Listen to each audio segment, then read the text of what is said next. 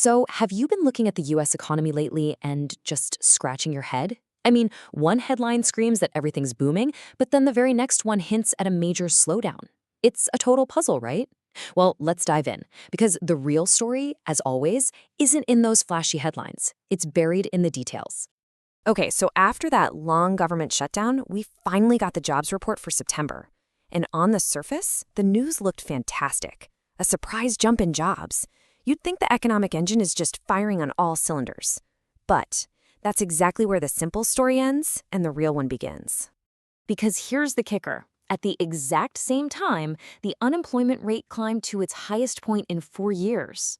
Wait, what? More jobs but higher unemployment? How does that even work? That's the big paradox we're going to unravel today. All right, to really get what's happening, we've got to look past that big, flashy headline number. We need to peek under the hood and see where these jobs are actually coming from. And here it is, the first big piece of the puzzle. When you dig into the data from the Bureau of Labor Statistics, it turns out that all of the net job growth this year has come from just 2 places. That's it. Just healthcare and, you guessed it, hospitality. So what happens if we just take those 2 sectors out of the picture for a second? Well, look at this. The rest of the entire U.S. economy, it isn't growing at all. In fact, it's actually lost about 6,000 jobs so far this year. That tells you this expansion isn't broad and healthy. It's incredibly narrow and maybe even a little fragile. And this split, this division, it isn't just happening in the job market. It's a theme that's playing out across the entire economy. It's a real tale of 2 different worlds. The source we're looking at actually calls it a yin-yang economy, and that's the perfect description. On one side, you have the services sector, which is hitting 4-month highs. It's booming. But on the other side, the manufacturing sector is dipping to 4-month lows. They're dealing with inventories piling up and orders drying out. It's literally a case of one side feasting while the other is in a full-blown fret. This split goes all the way down to you and me, the consumer. Overall consumer sentiment, it's taken a nosedive. This is especially true for families who don't have a big stock portfolio. They're getting really worried about their finances. And this quote from the source just nails it. The wealthy keep spending while everyone else tightens their belts. It really feels like the cracks are starting to show beneath the surface, doesn't it? Okay, so if the big headline numbers are kind of misleading us, what should we be looking at? Well, the source material points to one specific indicator that it claims has a pretty much perfect track record for seeing what's coming next. Now, before I show you this chart, let's just quickly get on the same page about a term, moving average. Don't worry, it's simple. Just think of it as a way to smooth out all the choppy month-to-month noise in the data. It helps you see the real, underlying trend over a longer time. And for what we're about to see, we're looking at a 24-month trend. All right, check this out. This chart lays out the warning sign perfectly. That jagged blue line, that's the actual unemployment rate, bouncing all over the place. And the much smoother green line, that's its long-term average we just talked about. Now here's the critical part. The actual rate has been floating above its own trend for 2 full years. This isn't just a random blip, folks. This is a sustained, really worrying pattern. So why is this pattern such a big deal?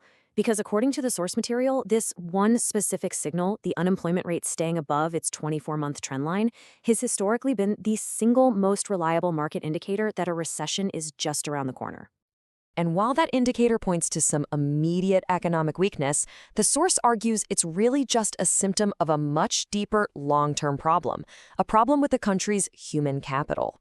And a brand new and frankly shocking study out of UC San Diego shows just how serious this foundational issue might be.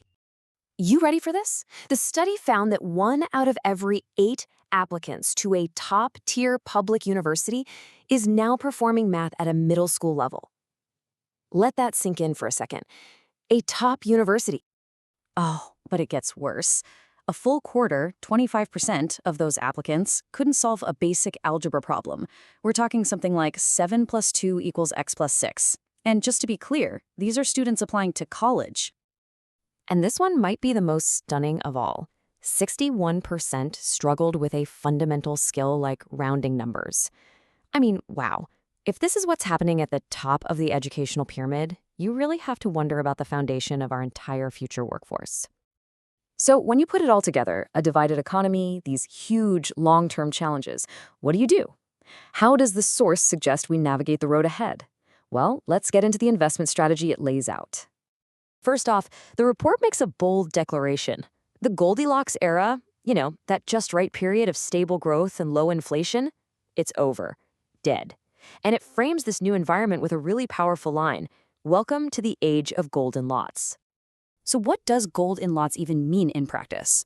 Well, the investment thesis is pretty straightforward. It says to prioritize tangible, real assets, things like physical gold and silver. It also issues a stark warning. Stay away from things like long-dated U.S. bonds. The whole mindset shifts from return on capital to return of capital. In other words, it's not just about making money anymore. It's about not losing it. Preserving your wealth is now job number one. Ultimately, the forecast here is for something called an inflationary bust, and that is a really tricky environment. It's basically the worst of both worlds.